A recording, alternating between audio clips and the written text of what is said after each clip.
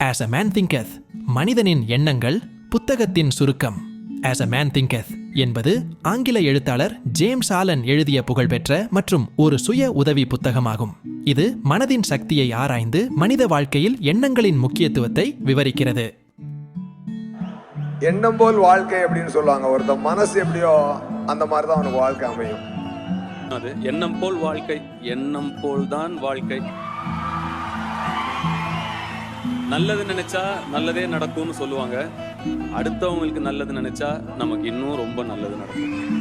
54 பக்கங்கள் கொண்ட இந்த மிக சிறிய புத்தகம் நீங்கள் நினைப்பதை நீங்கள் ஈர்க்கிறீர்கள் என்ற கருத்தை அடிப்படையாக கொண்டது. இந்த புத்தகத்தை பற்றி ஒரு வாக்கியத்தில் சொல்ல வேண்டும் என்றால், உங்கள் எண்ணங்கள் உங்கள் தன்மையை தீர்மானிக்கிறது, உங்கள் குணாதிசயங்கள் உங்கள் செயல்களை தீர்மானிக்கிறது மற்றும் உங்கள் செயல்கள் உங்கள் விளைவுகளை தீர்மானிக்கிறது. எனவே உங்கள் வாழ்க்கையை மாற்றுவதற்கான ஒரே வழி உங்கள் மனதில் தேர்ச்சி பெறுவது மற்றும் சுய பகுப்பாய்வு செய்வதில்தான் உள்ளது. நாம் இந்த புத்தகத்தில் இருந்து எடுத்துக்கொள்ள வேண்டிய 2 முக்கிய கருப்பொருள். 1. வாழ்வில் ஒரு நோக்கம் வேண்டும். 2. சந்தேகங்களும் அச்சங்களும் சாதனைக்கு தடையாக நிற்கின்றன. இந்த புத்தகத்தின் முக்கிய அம்சங்கள். 1. எண்ணங்களின் சக்தி. மனிதனின் எண்ணங்கள் அவருடைய செயல்களையும் வாழ்க்கையையும் நிர்ணயிக்கும்.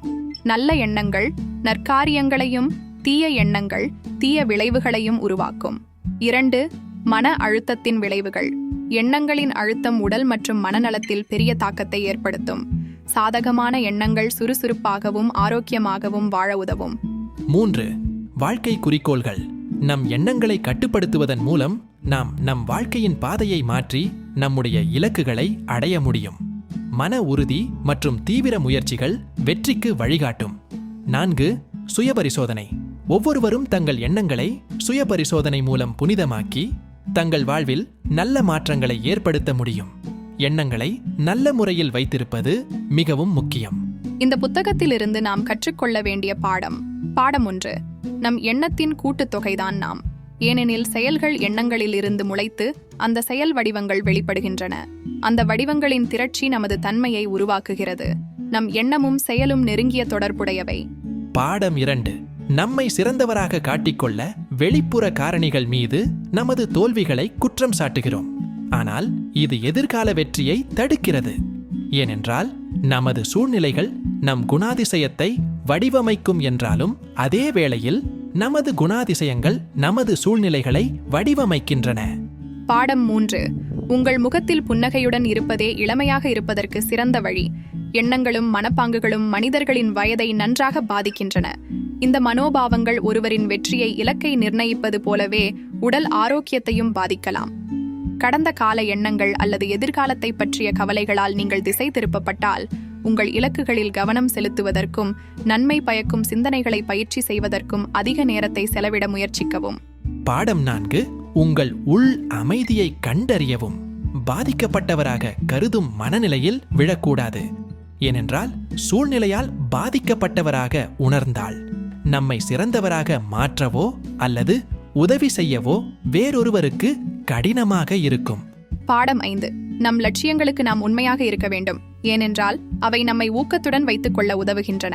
எனவே நீங்கள் அடைய விரும்பும் கனவுகளுக்கு உங்கள் எண்ணங்களை செலுத்தினால் உங்கள் வாழ்க்கையில் அதிக நல்வாழ்வையும் அமைதியையும் காண்பீர்கள். அமைதியாக இருப்பதற்கு நேரமும் கடின உழைப்பும் தேவை. வாழ்க்கையில் உங்கள் எண்ணங்கள் உங்கள் முடிவுகளை எவ்வாறு பாதிக்கின்றன என்பதை பற்றியது புத்தகம் இது. நம் எண்ணங்களால் வாழ்க்கையில் நாம் விரும்பத்தகாத சூழ்நிலையில் இருந்தால் நம் எண்ணங்களை மாற்றுவதன் மூலம் நம் சூழ்நிலைகளை மாற்றும் சக்தி நமக்கு உள்ளது.